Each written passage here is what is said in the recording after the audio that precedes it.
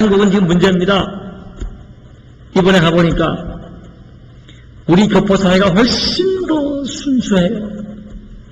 아이들 착합니다. 때묻지 않았어요. 뭐 한국 사회 다 나쁘다는 게 아니에요. 제가 뭐 한국 사람인데 왜 한국 나쁘다 말하겠어요.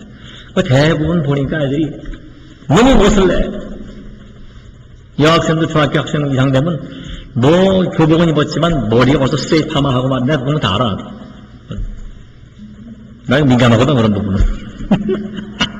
다 애도 짜고 뭐 입술 바르고 애들이 왜 그래요. 치만 착 올라가고 문제 많아요. 남자 청년들은 거의 다 귀걸이하고. 그럼 뭐 지하철 타면은 요즘 우리나라 뭐 전자기기 좋으니까 휴대폰 가지고 드라마 다 보고 드라마 보고. 이번에 비행기 타고 가는데 한국에서 온 청년 같아. 갈 때. 난 얘가 뭘 컴퓨터를 하나 아니고 뭐 열심히 회사원이기 때문에 무슨 자료 준비하나 보다 봤더니 만화책 보고 있더라고요. 컴퓨터를 만화책 보고. 그래서 그나마 영어로 보나 영어 공부하나지 한글로 보고 있더라고요. 속으로 참 한심하고. 비행기에서 그래 잠이나 자지 그래. 이게 큰 문제입니다. 문제. 아이들 문제예요. 그러니까 얼마나 우리가 순수하고 착하냐. 참 얼마나 감사한지 알 수 없어요. 자녀들에게 가장 큰 상속이 뭡니까? 뭘 상속합니까? 믿음을 상속하는 겁니다. 믿음을. 은혜의 기념비를 세우게 하라. 세워놓고 그 바라보게 하라. 살아계신 하나님을 보여주어라. 우리 어른들이 어떻게 살아야 할지를 챌린지 해주는 말씀 아닙니까? 우리 할아버지 할머니들이 혹은 제가 자녀들에게 손주들에게 어떻게 할지를 우리 지금 삶의 모습이 중요하다는 거예요. 지금 바라보고 있어 아이들이. 그런 것 같아요. 부모들은 자녀들의 가장 큰 존경의 대상이 될 수가 있는가 하면 반대적으로 가장 존경하지 못하는 대상이 될 수가 있는 확률이 높지요. 가까이 사니까. 여러분들은 지금 어떠한 모습으로 후손들에게 믿음의 유산을 남기고 계십니까?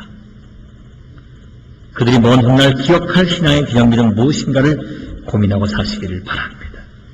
여러분 가정이 믿음의 명문 가정 되기를 축원합니다.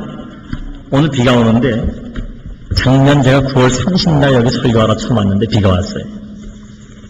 그때가 박 집사님과 함께 커피를 마시면서 얘기하면서 이 교회에 대해서 물어봤어요. 이 교회를 어떻게 줬습니까? 돈이 많이 들 텐데. 그랬더니 그 말씀 하시더라고요. 이 땅에 사는 동안 자손들에게 신앙의 유산을 남기고 싶은 부모님 마음이 있고 저의 마음이 있습니다.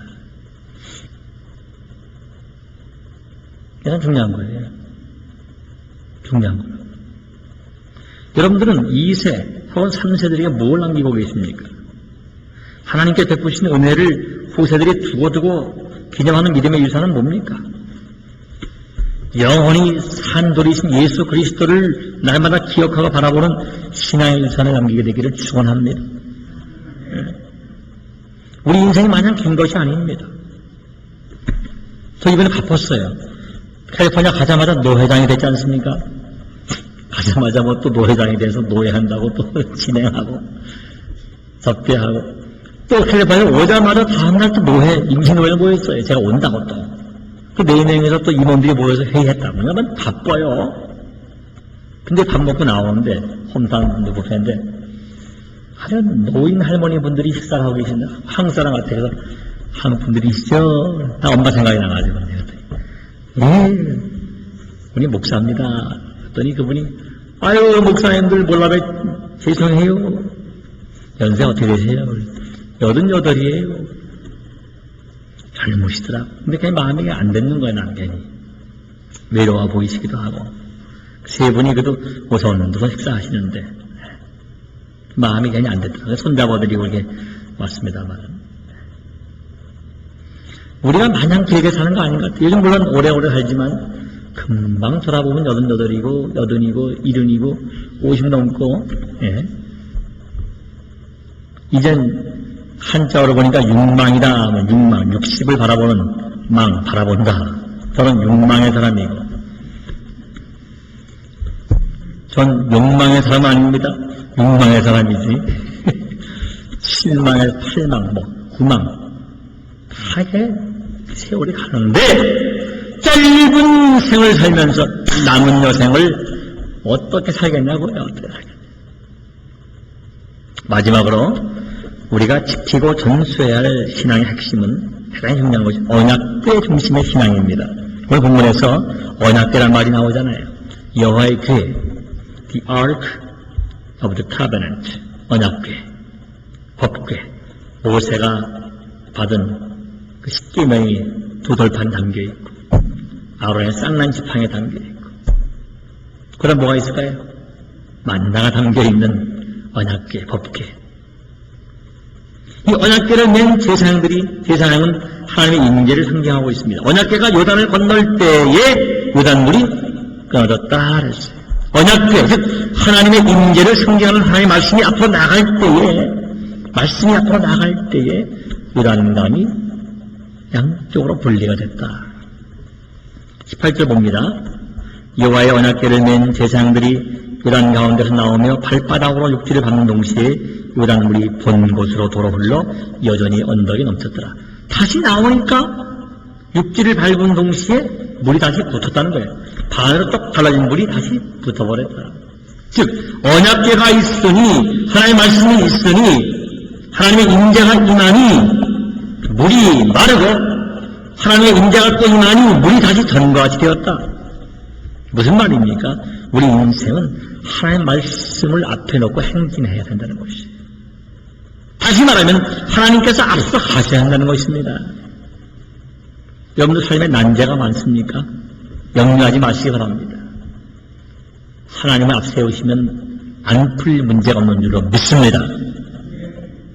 3장 13절 보니까 온 땅에 주 여호와의 궤를 맨 제사장들의 발바닥에 요단물을 밟고 멈추면 요단물 곧 위에서부터 흘러내던 물이 끊어지고 쌓여서리라. 이거 보세요. 쌓여서리라. 흘러내던 물이, 그 빠른 물이 분리되어서 그 아래의 물과 합쳐지지 않는다. 그리고 물이 산처럼 그냥 올라간다. 물이 흘러내니까 딱 끊겨서 여기 흘러가고 저쪽 물은 이쪽으로 가운데 공간 생기고. 믿으시기 바랍니다.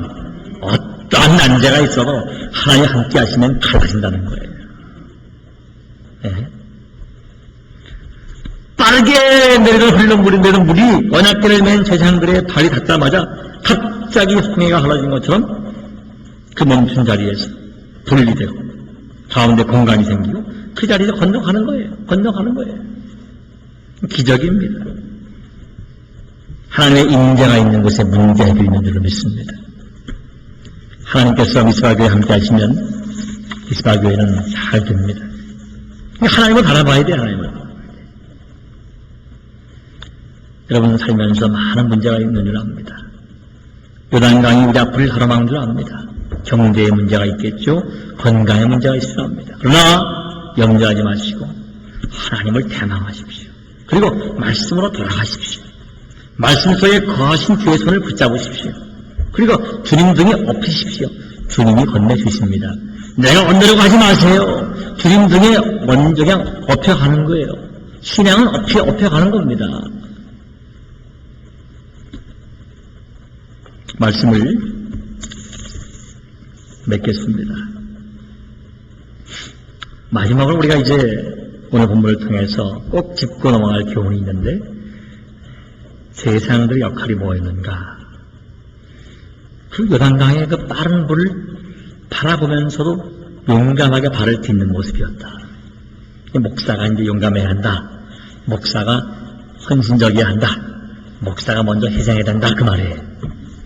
저한테는 설교에 3장 8절에 보니까 하나님은 여호수아에게 먼저 언약궤를 메고 요단강에 발을 디디라. 강둑을 넘칠 정도의 거센 물결은 분명히 공포심을 주기에 그런 물이라는 게 무섭거든요. 근데 무서울 텐데 불구하고 그 말씀을 듣고 그대로 따르고 발을 디뎠단 말이에요. 그 빠른 물을 퉁 디뎠단 말이에요. 요단강이 갈라지고 난 다음에 발을 디딘 것이 아니라 발을 디딘 후에 갈라진 거란 말이에요. 그 용기가 대단하지 않습니까? 그런데 더 중요한 것은